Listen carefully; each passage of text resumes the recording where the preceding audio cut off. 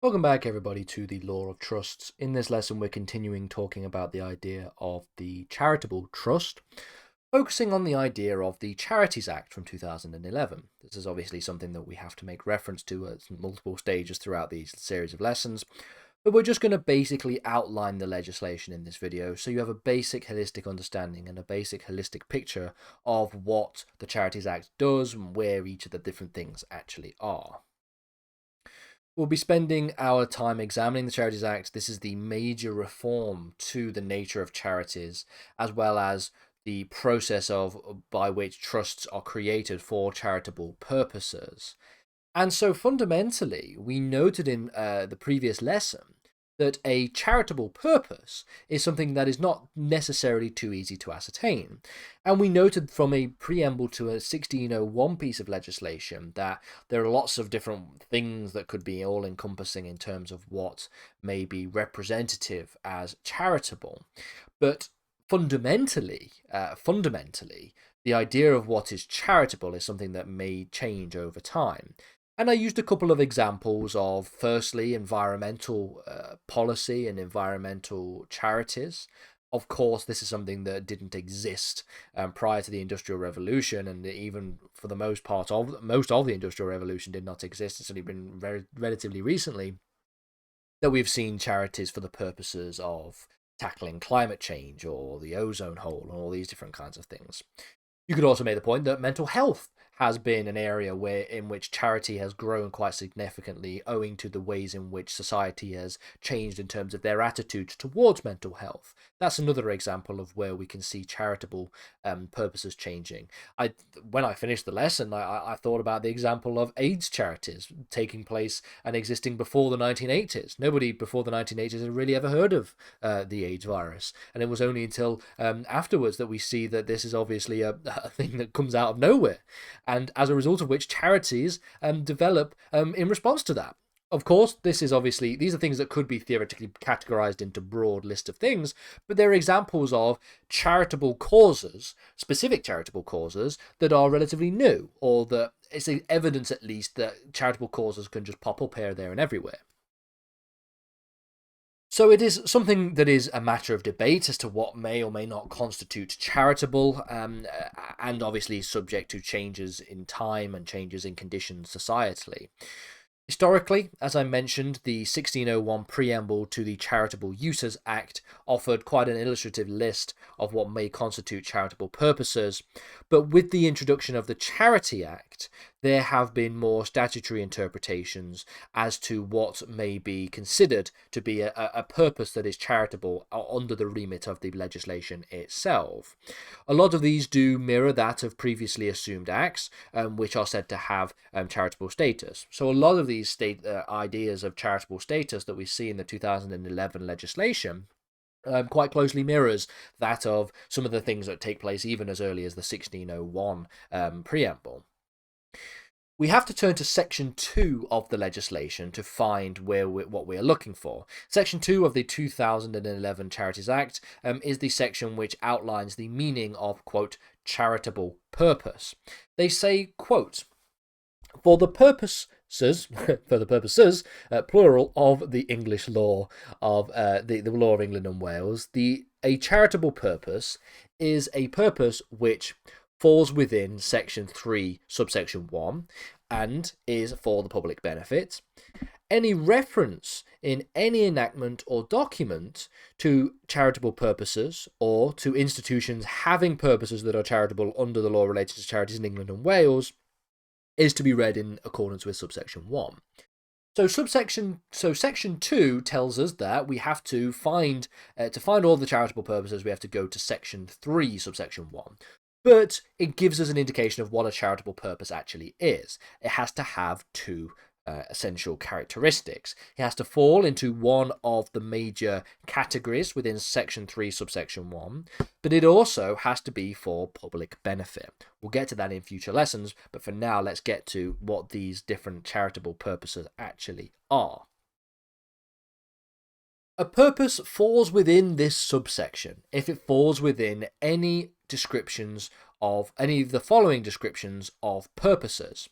and then it starts listing the various different purposes in section 3, subsection 1.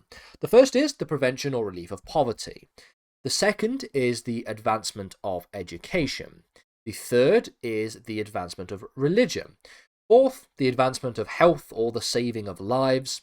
We then get the advancement of citizenship or community development, the advancement of arts, culture, heritage, or science, the advancement of amateur sport, note not professional sport, interestingly, the advancement of human rights, conflict resolution, or reconciliation, or the promotion of religious or racial harmony or equality and diversity, the advancement of environmental protection or improvement, the relief of those in need because of youth, age, ill health, disability, financial hardship, or other disadvantage, the advancement of animal welfare, the promotion of the efficiency of the armed forces of the Crown, or the efficiency of the police, fire and rescue services, or or ambulance services. And then M, any other purposes that are not within paragraphs A to L, but are recognised as charitable purposes by virtue of Section 5, recreational and similar trusts, or under the old law, that may reasonably be regarded as analogous to or within the spirit of any of the following, of any of the purposes falling within paragraphs 1 to L, or also paragraph I, or that may reasonably be regarded as analogous to or within the spirit of any of the purposes that which have been recognised under the law relating to charities in England and Wales as falling within subparagraph 2 of or this subparagraph. So, fundamentally, section 3 subsection 1M gives us basically the fact that it could be potentially any purpose. So long as you can make a potential argument that it is charitable, it may fall under the old law, it could fall under section 5, or it could fall within the spirit of any of the ones with between A to L. So basically, it lists A to L, all the different kinds of charitable purposes, and then in M it just says anything else could also be charitable, which is quite nice, quite vague, obviously. But you notice here that it does include vagaries, okay? It does include things that are quite vague. So the advancement of religion, for example, does Scientology count as a religion? Does a monotheistic religion, is that the only type of religion that counts? So do polytheistic religions count? When it comes to education, we understand that education would probably fall into things like schooling or university education. But what about research? What about research that could lead to some particular end goal? In terms of amateur sport, we've already noted that they cannot represent professional sport necessarily. It's amateur sport. In terms of the advancement of human rights, conflict resolution, reconciliation, or the promotion of religious or racial harmony, equality, and diversity, that could be a variety of various different factors. Notice as well that Part I includes a thing that, of course, wasn't in the 1601 legislation, which is, of course, the advancement of environmental protection or improvement, which, of course, makes sense given that environmental protection and improvement probably wasn't on the list of things that were important for people living in England in Elizabethan times. Elizabeth I, by the way, Elizabeth I.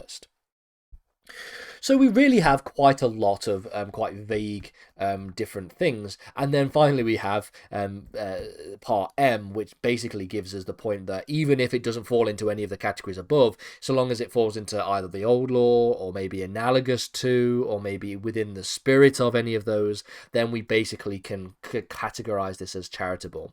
So given that each of these are vague in and of themselves, you could make them vaguer by suggesting that, okay, well, we're not necessarily a charity for the advancement of citizenship or community development, but our charity acts within the spirit of citizenship advancement or community development, or it is analogous to citizenship or community development advancement, or it is analogous to the advancement of arts, culture, heritage, or science.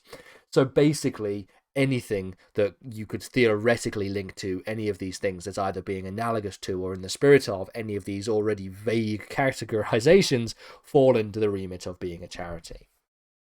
Now, I might be sounding critical here, but I'm actually not, because fundamentally, as I mentioned in the previous lesson, because the idea of charity changes so much over time and develops over time and can be really anything, and citing that case to where they said that essentially there is no limit to the different ways in which an individual can help others, as to therefore be charitable. It means that in order for us to actually have an all-encompassing system of charitable trusts and charitable resolutions in this regard, it has to be as vague as this. It has to be as vague as basically having 30 different very vague ideas that it could fall into, and then on top of that, you could have it being a charity if it is analogous to one of these things, or maybe it falls within the spirit of one of these things.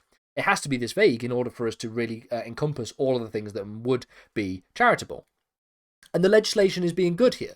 I think the legislation had essentially in the passage of this legislation, they really had two options. They could be quite restrictive and quite strict on what necessarily could form and be a charity. And the problem there is that you risk essentially alienating so many different areas that would be colloquially considered to be charitable, but then do not fall under the remit of charity and therefore do not have the attached benefits, specifically within the law of trusts. Or you could choose to be deliberately vague and quite open and quite all-encompassing, which then allows you to capture many different things that we could consider to be colloquially charitable for the purposes of charitable trusts.